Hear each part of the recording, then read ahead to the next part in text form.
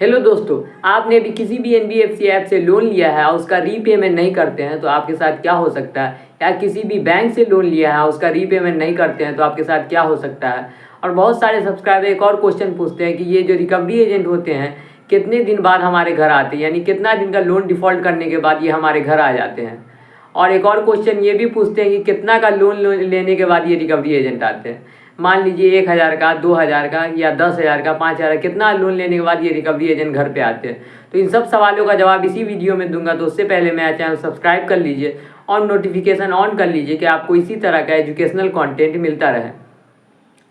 तो दोस्तों ये रिकवरी एजेंट आते क्यों हैं? तो दोस्तों ये रिकवरी एजेंट तब आते हैं जब जो आप मान लीजिए 2-3 महीना तक लगातार डिफ़ॉल्ट करते रहते हैं और उसका रीपेमेंट नहीं करते हैं तो ये घर आ जाते हैं। तो दोस्तों ये घर ना आए उससे पहले ही आपका क्या काम करना है कि उसको मेल कर देना, इन्फॉर्म कर देना है कि मेरे ये तरह का प्रॉब्लम है, फाइनेंशियल कंडीशन ठीक नहीं है या हेल्थ इशू है या किसी भी तरह का आपको प्रॉब्लम हो, तो आप उसको इन्फॉर्म कर दीजिए कि यह वो आपके घर ना आए। क्योंकि बहुत बार क्या होता है वो घर आ जाते हैं तो आप आस-पास के आदमी जो है वो आगे खड़े हो जाते हैं, क्यों आया है, कैसे है।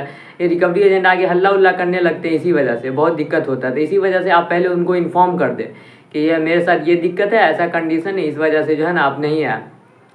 अब मान लीजिए फिर भी वो आ जाते हैं, बात नहीं मानते हैं, फिर भी आ जाते हैं और क्या कुछ बदमाशी करते हो तो उसको बोलिए आप विजिटिंग लेटर और आईडी कार्ड दिखाने के लिए।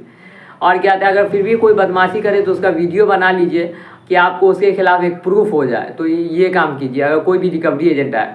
और एक और सवाल जो आप लोग पूछते रहते हैं कि क्या रिकवरी एजेंट कितने दिन बाद आते हैं, तो दोस्तों इसका कोई फिक्स डेट नहीं है, लेकिन फिर भी अगर हम एस्टिमेट करके आपको बता दें, जो मेरे सब्सक्राइबर लोग बोलते रहते कि कितना दिन बाद आते हैं, ये 2-3 महीना के अंदर आ जाते हैं। जो मेरे सब्सक्राइबर सब बोलते रहते कि मेरे घर आते हैं, तो वो 2-3 महीना के अंदर, ज़्यादातर आदमी के घर 2-3 महीना के अंदर आए। तो दोस्तों कितना अमाउंट का लोन रहता है कि रिकवरी एजेंट घर पे नहीं आते? तो दोस्तों ये अमाउंट मान लीजिए 4,000, 5,000 या 10,000 का अमाउंट रहता है, तो ये रिकवरी एजेंट उसको वसूलने के लिए वही रिकवरी एजेंट घर पे नहीं आते हैं। लेकिन इसमें एक कंडीशन है कि कोई का एरिया जो है विलेज एरिया में रहता है, मान लीजिए गाँव के साइड में रहता है, तो क्या कहते हैं इतना अमाउंट के लिए नहीं आता है। लेकिन अगर आपका मान लीजिए मेन सिटी में रहते हैं तो रिकवरी एजेंट 10-11 हज़ार के लिए, 10-12 हज़ार के लिए, उसके लिए भी आ जाते हैं घर पे। और इसके पीछे एक कारण है कि गांव में नहीं जाते हैं 5-10 हज़ार के लिए, क्योंकि उसको गांव में जाने में, ढूंढने में फिर टाइम लगेगा, तो उसका आधा पैसा तो इसी में खर्चा हो जाएगा। इसी वजह से जो है रिकवरी एजेंट इतना कम अमाउंट के लिए गांव में नहीं जाते हैं।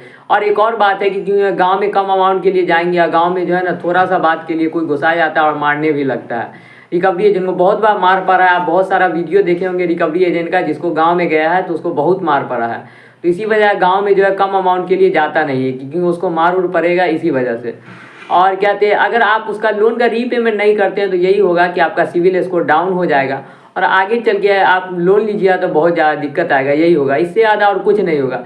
लेकिन आप लोन रीपेमेंट करते हैं तो आपके लिए अच्छा ये रहेगा, क्योंकि मान लीजिए कोई इमरजेंसी पड़ा या ना तो कोई भी कारण से आपको लोन लेना पड़ा तो आपको क्या है आगे चल के दिक्कत ना हो। तो इसी वजह से आप कभी भी लोन का डिफ़ॉल्ट कर रहे हैं तो एक काम करिए, उसका अगर कम अमाउंट है तो उसका पेमेंट करके बात ख़त्म कर दीजिए। क्योंकि कम अमाउंट के लिए आप ज़्यादा उससे देरी करिए कि नहीं बाद में इसे सेटलमेंट कर लेंगे, तो आपको एक तो इतना परेशान करे, आप बाद में कितना 20 से 30% में सेटलमेंट तो करेगा, लेकिन फिर आपको इतना परेशानी होगा, दिक्कत होगा। तो कम अमाउंट है, मान लीजिए 5-10 हज़ार का, तो उसको दे ख़त्म ही कर दीजिए कि आगे चले कभी आपको दिक्कत ना है। लेकिन मान लीजिए यही अमाउंट अगर ज़्यादा है तो फिर जाके आप सोचिए और क्या कहते हैं सोच उच के किसी से ले के उसके बाद जो है ना उसका पेमेंट कर दीजिए। अगर आपको इसी तरह वीडियो अच्छा लगता है तो मेरे चैनल को सब्सक्राइब कर लीजिए और नोटिफिकेशन ऑन कर लीजिए कि आपको हमेशा इसी तरह वीडियो मिलता रहे। तो बाय दोस्तों।